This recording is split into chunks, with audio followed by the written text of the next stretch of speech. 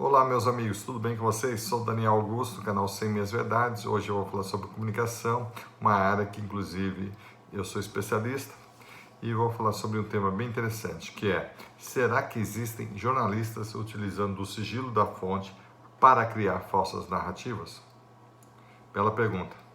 Mas antes de respondê-la, vamos fazer alguns esclarecimentos. Primeiro, o que vem a ser o sigilo da fonte?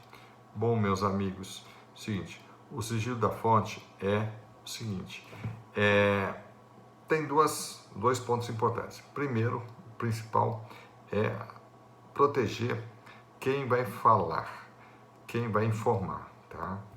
E a segunda é ajudar o repórter, que vai dar a informação, tá bom? Quando é que ocorre isso? Você vai me perguntar. Bom, é quando o repórter for da área do jornalismo policial, de investigação criminal. Porque nesses casos, o repórter geralmente precisa de informações, e ele chega geralmente depois que o crime ocorreu, evidentemente, né? E aí, sendo assim, às vezes ele tem algum tipo de obstáculo. Qual é? Para fazer a matéria dele, né? Que é justamente a vítima, ou o criminoso, está no hospital, ou está morto, ou ter fugido, ou se negar a falar porque ele não quer se autoincriminar. Tá ok? Então, diante disso, ele tem que buscar outras alternativas. E geralmente as alternativas são aquelas pessoas, são terceiros, né, que assistiram o crime, né, e pode falar. Então ele vai usar essas pessoas. Porém, muitas vezes essas pessoas, por serem de comunidades mais humildes, eles moram justamente próximos aos criminosos, ou frequentam os mesmos lugares, os mesmos comércios, né? A mesma padaria e tudo mais. Então eles têm receio de sofrer alguma retaliação dos próprios criminosos, se eles, evidentemente, tiverem seu nome lá no noticiário do repórter. Então, para resolver essa questão, foi criado o Instituto do Sigilo da Fonte, que é um instituto para proteger os informantes, as pessoas que vão prestar alguma informação para os repórteres, entendeu? Senão eles não vão falar, evidentemente, porque eles vão querer, né, proteger as suas vidas, tá bom? Então é nesses casos. Então, qual é o caso específico? É no jornalismo policial, tá? Onde tem crime. Então, é aí que existe o sigilo da fonte. Porém, há uma deturpação, que aí eu vou explicar por quê. E por que existe o sigilo da fonte também. Então, vamos lá na Constituição Federal. Bom, gente, no inciso 4 do artigo 5º da nossa Constituição Federal, diz o quê? É livre a manifestação do pensamento, sendo vedado o anonimato. Isso quer dizer o seguinte: as pessoas podem falar o que quiserem, porém não são proibidas de ficarem, não se exporem, não dizerem quem são, tá? Por que isso? Porque, evidentemente, se você pode falar o que quiser, mas você tem que ser responsável por o que falou, porque se alguém for ofendido, né, caluniado e tudo mais, ela vai ter que ter o direito de entrar com uma ação contra você, pedindo uma indenização, o direito de você se retratar e tudo mais, ok? Então é para isso. E por que tem o sigilo da fonte? É porque no inciso 14 do mesmo artigo 5º da nossa Carta Magna, diz o seguinte: é assegurado a todos o acesso à informação e resguardado o sigilo da fonte, quando necessário ao exercício profissional. Então, o sigilo da fonte está previsto aí, tá? Tem uma condicionante, mas está previsto aí. Por que está previsto? Porque ele é uma exceção ao inciso 14, ao inciso 4, que diz que você é livre de manifestação, sendo vedado o anonimato. Então aí está dizendo o seguinte: aí existe o anonimato. Sigilo da fonte, quer dizer, está mantendo em sigilo o nome da pessoa, tá? Por que tem essa exceção? Para possibilitar o trabalho dos repórteres e dos repórteres de jornalismo policial, tá? E proteger as pessoas que vão prestar essa informação, que elas querem ter o seu nome resguardado, em sigilo. Por quê? Senão elas vão sofrer retaliação por parte dos criminosos. Elas não são bobas, né? Então não vai contar uma história lá que ela pode vir a ser agredida ou assassinada. Óbvio, né? Então vamos lá. Então é nesses casos. E quando necessário? É necessário só ao exercício profissional. Isso quer dizer o seguinte: quando for caso de crime. Porque quando é que é necessário? É quando a pessoa que vai prestar a informação se negar a falar. Então, para o profissional do jornalismo poder dar notícia, ele tem que manter o nome dessa pessoa em sigilo. Só nesses casos, tem que ser um caso legítimo. Entendeu? Não é porque o cara contou uma fofoca lá. Entendeu? Uma coisa sem importância que o jornalista então mantém em sigilo. Entendeu? Aí não tem nenhuma legitimidade isso. Correto? Então vamos lá. Mas por que aí eu entendi, Daniel, mas por que tem essa questão toda que você falou aí, que será que existem jornalistas utilizando o sigilo da fonte para criar falsas narrativas? Por que eles estariam fazendo isso? Né? São os jornalistas do crime lá, do jornalismo policial? Não, pessoal. Esses jornalistas aqui que eu estou falando são justamente os que não são da área do jornalismo profissional, do jornalismo policial, melhor dizendo. Entendeu? São outros. Eles criam as narrativas. É da área da economia, da política, entendeu? Basicamente dessas áreas aí. Que eles inventam todas as narrativas e se escudam nesse dispositivo. Mas qual dispositivo? Porque lá não fala isso. Fala ele fala quando necessário o exercício profissional, que você bem explicou, Daniel. Eu expliquei, mas só que eles não estão amparados por esse, eles querem estar amparados por um outro. Mas qual o outro artigo? É o Código de Ética dos Jornalistas Brasileiros, que é o artigo 5º. O artigo 5º diz o quê? É direito do jornalista resguardar o sigilo da fonte. Ponto. Ou seja, é um direito amplo. É direito do jornalista resguardar o sigilo da fonte, ele não põe nenhuma condicionante. Isso quer dizer o seguinte: o jornalista tem todo o direito de resguardar o sigilo da fonte. Não depende de mais nada. É ele que vai dizer quando que ele vai resguardar. Ele vai assim, esse cara falou isso aqui, você está resguardado. Acabou. Mesmo que o cara não queira, ele vai resguardar. Entendeu? Tem todo o direito. Fica a critério dele. Entendeu? Não precisa nem de uma assinatura do cara. Não, eu quero que resguarde. Então assina aqui um termo para você não fazer uma matéria. Não precisa nada disso. Ele faz à vontade. Tá? Ele faz ao bel prazer dele.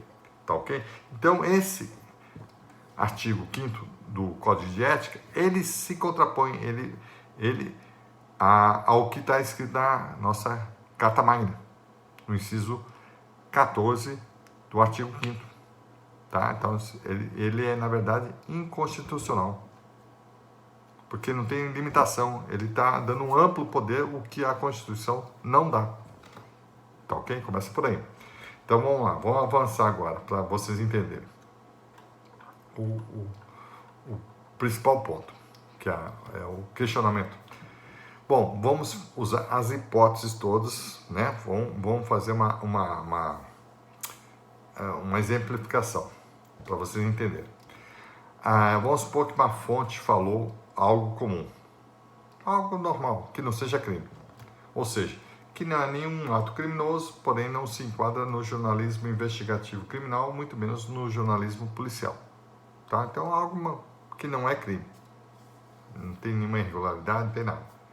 Então, se uma fonte falou algo, daí o jornalista vai publicar sua matéria, que pode ser de 3 tipos, quais sejam. Tá? Então, essa é a principal coisa.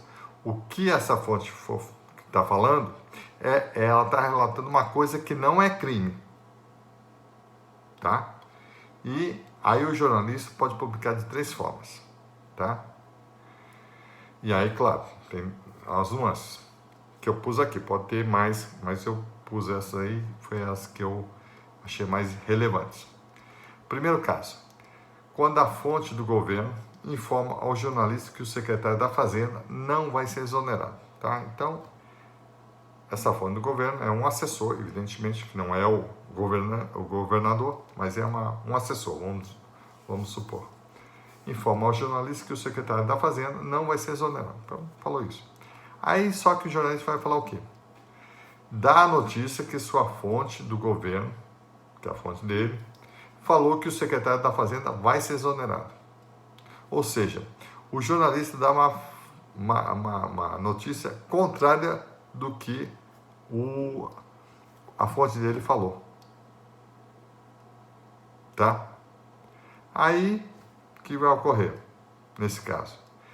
O jornalista, ele está criando uma narrativa. Tá? Ele está inventando algo. O que é criar narrativa? É contar uma história que, de repente, não tem nada a ver com a realidade. Basicamente é isso. É um jornalista militante, ele está inventando, manipulando a notícia, e, embora a fonte dele tenha falado que o secretário da Fazenda não seria exonerado, mas, mesmo assim, ele fala que é exonerado, porque é o interesse dele, ele é militante jornalista, entendeu? Não é um jornalista de verdade. Ele usa dessa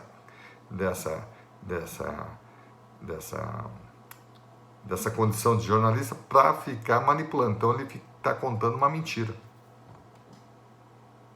tá? A seu bel prazer. Aí você vai perguntar, mas a fonte do governo, aquele assessor que falou para ele, não vai se rebelar e vai querer desmenti-lo? Não. Por quê?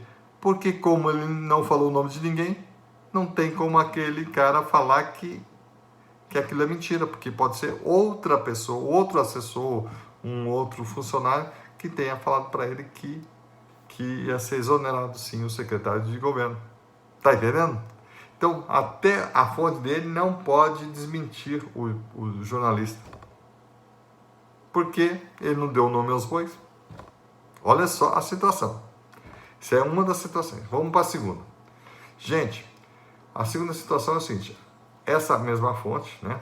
Vamos supor, né, que ele que é a fonte é um assessor do governo, né, mente, esse aí já mente para o jornalista que o secretário da Fazenda vai ser exonerado, tá? Então ele está mentindo. E aí o jornalista quer falar a mesma coisa, porque ele é militante, ele quer dizer que foi exonerado, ele quer prejudicar o governo. A intenção dele é essa, tá? Estou fazendo uma situação em que o jornalista ele seja contrário ao governo, tá?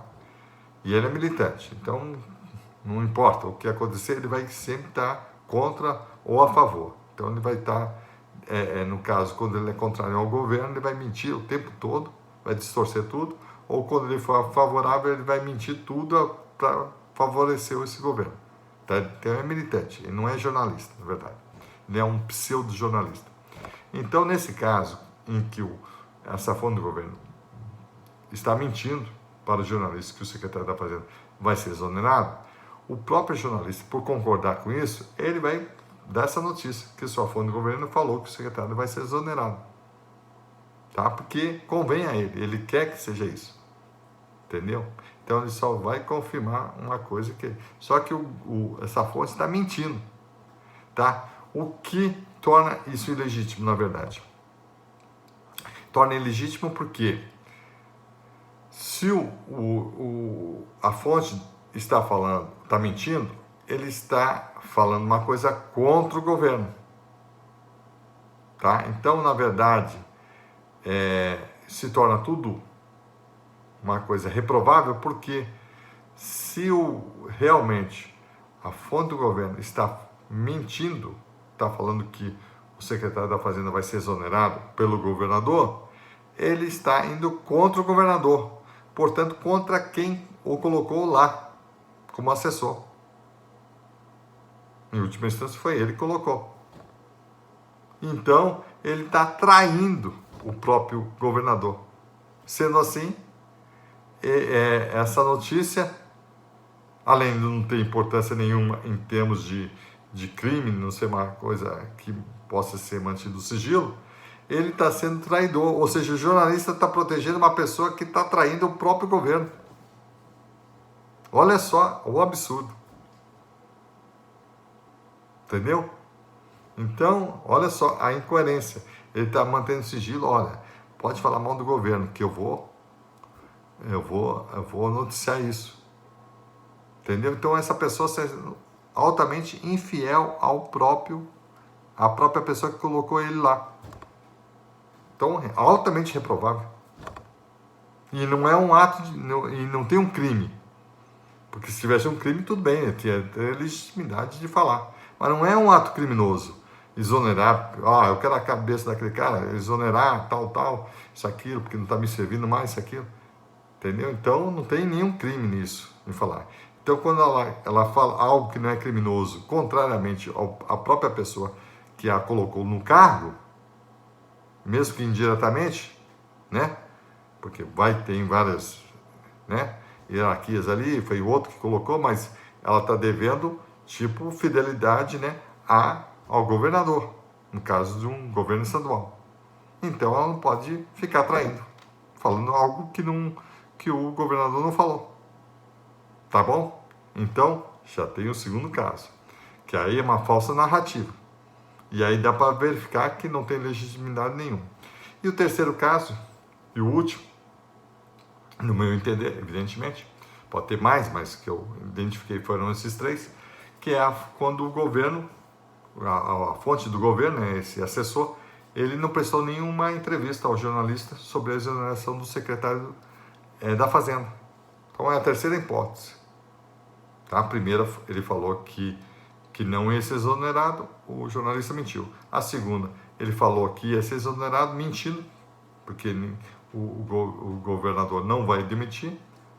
Então ele mentiu e, evidentemente, esse assessor, ele traiu o próprio governador. Mas o jornalista comprou isso aí porque interessava a ele, entendeu? E já no terceiro, o assessor não falou nada, não prestou nem entrevista. Mas o jornalista dá notícia que a sua fonte do governo falou que o secretário da Fazenda vai ser exonerado.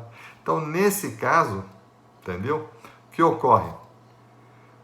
O jornalista mentiu, evidentemente, ele está contrariando, porque ele está falando que a fonte dele falou, mas a fonte não falou nada. Mas como ele não deu nome aos bois, então, evidentemente, que nesse caso e nos outros dois anteriores, ninguém pode acusá-lo de que ele está mentindo, porque como ele não falou quem falou, então ficou por isso mesmo. Então, jornalismo que não seja da área policial, né, o investigativo criminal, não pode usar o sigilo da fonte. Isso já justamente é uma aberração, tá? É inconstitucional e chega a ser criminoso.